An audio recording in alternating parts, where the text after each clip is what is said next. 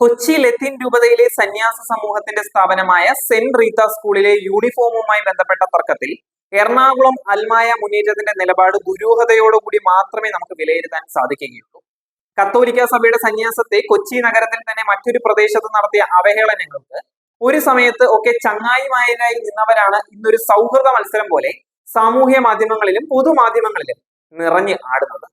കത്തോലിക്ക സഭയുടെ സമ്പന്നമായ സന്യാസത്തെ, ഏറെ പ്രത്യേകമായി സ്ത്രീകളുടെ സന്യാസത്തെ അവഹേളിച്ചുകൊണ്ട് നമ്മുടെ രാജ്യത്തെ നിയമ സംവിധാനങ്ങളുടെ ഭാഗമായ കോടതി കള്ള പരാതി എന്ന് പിന്നീട് കണ്ടെത്തി തള്ളിക്കളഞ്ഞ് ഒരു കന്യാസ്ത്രീയുടെ പരാതിയെ മുൻനിർത്തിക്കൊണ്ട് ഇന്ന് സെന്റ് റീത്ത് സ്കൂളിൽ ഹിജാബ് ആവശ്യമില്ല എന്ന് പറയുന്ന അൽമായ മുന്നേറ്റം തട്ടമിട്ട പെൺകുഞ്ഞുങ്ങളെ കൊണ്ട് സമരം ചെയ്യിപ്പിച്ചത് നാം ആരും മറന്നുപോയിട്ടില്ല.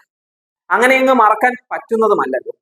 കേന്ദ്ര ഗവൺമെന്റ് ഈ അടുത്ത കാലത്ത് നിരോധിച്ച പോപ്പുലർ ഫ്രണ്ട് ഓഫ് ഇന്ത്യ എന്ന തീവ്രവാദ സംഘടനയുടെ സൂപ്പർ സെല്ലായി പ്രവർത്തിക്കുന്ന സംഘടനയുടെ നേതാവിന്റെ മകളെ മുൻനിർത്തിക്കൊണ്ട് സ്കൂളിൽ ഇല്ലാത്ത പ്രശ്നം വല്ലാതെ കൊണ്ടുവരികയും വളരെ പെട്ടെന്ന് എറണാകുളത്തെ അൽമായ മുന്നേറ്റ സുന്നഹദോസ് ബിരുദരുടെ മറ്റൊരു ശാക്തീകരണ ചേരിയായ എറണാകുളം DCC പ്രസിഡന്റിന്റെ നേതൃത്വത്തിൽ സമവായ കരാർ ഉണ്ടാക്കിയതും ആ കരാറിനെതിരെ തന്നെ മറ്റൊരു രാഷ്ട്രീയ പാർട്ടിയുടെ ഭാഗമായ, അതും വൈദുര്യാത്മക ഭൗതികവാദത്തെ പ്രോത്സാഹിപ്പിക്കുന്ന വിദ്യാഭ്യാസ മന്ത്രി തന്റെ ജാളിത മറക്കാൻ രംഗത്തിറക്കിയതുമൊക്കെ കൂട്ടി വായിക്കുമ്പോൾ അരിയാഹാരം കഴിക്കുന്നവർക്ക് പലതും ചിന്തിക്കേണ്ടതായി വരും.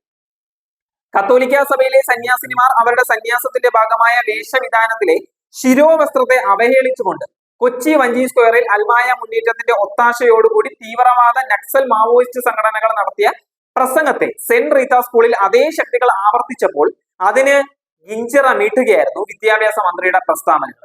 അഥവാ അത് തന്നെ ആവർത്തിച്ചു എന്നുള്ളതാണ് യാഥാർത്ഥ്യം. ഇവിടെയാണ് അൽമായ മുന്നേറ്റത്തിന്റെ ഗൂഢാലോചന നാം തിരിച്ചറിയേണ്ടത്. ഒരു കാലത്ത് തങ്ങളുടെ സ്വന്തമായിരുന്ന ഇസ്ലാമിസ്റ്റ് തീവ്രവാദ സംഘടനകൾക്കെതിരെ സഭയുടെ സംവിധാനം ആകെ എതിരാകുന്നതിന് മുമ്പ് തന്നെ അവരെ എതിർക്കുന്നു എന്നുള്ള വ്യാജേന അൽമായ മുന്നേറ്റം ചാടി ഇടപെടുകയായിരുന്നു. അൽമായ മുന്നേറ്റം എന്ന തീവ്രവാദ ഇസ്ലാമിസ്റ്റ് സംഘടനകളുടെ സാമ്പത്തിക ഉറവിടത്തിൽ പ്രവർത്തിക്കുന്ന സംഘടന രംഗത്ത് വന്നതോടുകൂടി സഭയുടെ ഔദ്യോഗിക സംഘടനകൾ നിശബ്ദമാക്കപ്പെട്ടപ്പോൾ ഇരു കൂട്ടരും തമ്മിലുള്ള വാണിയൻ വാണിയത്തി കളിയാണ് പിന്നീട് നാം കണ്ടത്. കൊച്ചിയിലെ വളരെ പ്രധാനപ്പെട്ട ഒരു സ്കൂൾ തന്നെയായ സെന്റ് റീത്ത സ്കൂളിൽ നിന്നും കുട്ടികൾ പഠനം നിർത്തിപ്പോകുന്നു എന്ന വ്യാപക പ്രചാരണം തുടർന്നുകൊണ്ട് ഇപ്പോഴും പ്രശ്നത്തെ കലുഷിതമായി നിർത്തുമ്പോൾ ക്രൈസ്തവ സന്യാസത്തെ അവഹേളിക്കുവാൻ കൂട്ടുനിൽക്കുന്നവരുടെ നാടകങ്ങൾ തുടർന്നുകൊണ്ടേയിരിക്കുകയാണ്. സഭയ്ക്കുള്ളിലെ സഭാശത്രുക്കളെ തിരിച്ചറിയാൻ നാം ഇനിയും ഒരിക്കലും വൈകിക്കൂടാ. സീറോ മലബാർ സഭയിലെ ഇസ്ലാമിസ്റ്റ് ബന്ധമുള്ള ചില മെത്രാന്മാർ എറണാകുളം അൽമായ മുന്നേറ്റത്തിന്റെ സ്പോൺസർമാരാണ് എന്നുള്ളത് കൂട്ടി വായിക്കുമ്പോഴാണ് ക്രൈസ്തവ സന്യാസത്തിനെതിരെയുള്ള ഗൂഢാലോചനയുടെ ആഴത്തെ നാം വായിച്ചെടുക്കേണ്ടത്. ഈ വിഷയത്തിലെ മെത്രാന്മാരുടെ നിസ്സംഗതയും ദുരൂഹം തന്നെയാണ്. ക്രൈസ്തവ സഭയുടെ, പ്രത്യേകിച്ച് കേരളത്തിലെ സീറോ മലബാർ സഭയിലെ വിവിധ രൂപതകളുടെ സാമൂഹ്യ മാധ്യമ ഇടപെടലുകളുടെ ഭാഗമായ വെബ്സൈറ്റ്, ഫേസ്ബുക്ക് ഉൾപ്പെടെയുള്ള സാമൂഹ്യ മാധ്യമ ഇടങ്ങൾ, ഗൂഗിളുമായി ബന്ധപ്പെട്ട മറ്റു കാര്യങ്ങൾ, അവയുടെ പേജുകൾ പോലും കൈകാര്യം ചെയ്യുന്നത് ഇത്തരം തീവ്രവാദ സംഘടനകളുമായി ബന്ധമുള്ളവരാണ് എന്നുള്ളതാണ് ഞെട്ടിക്കുന്ന സത്യം.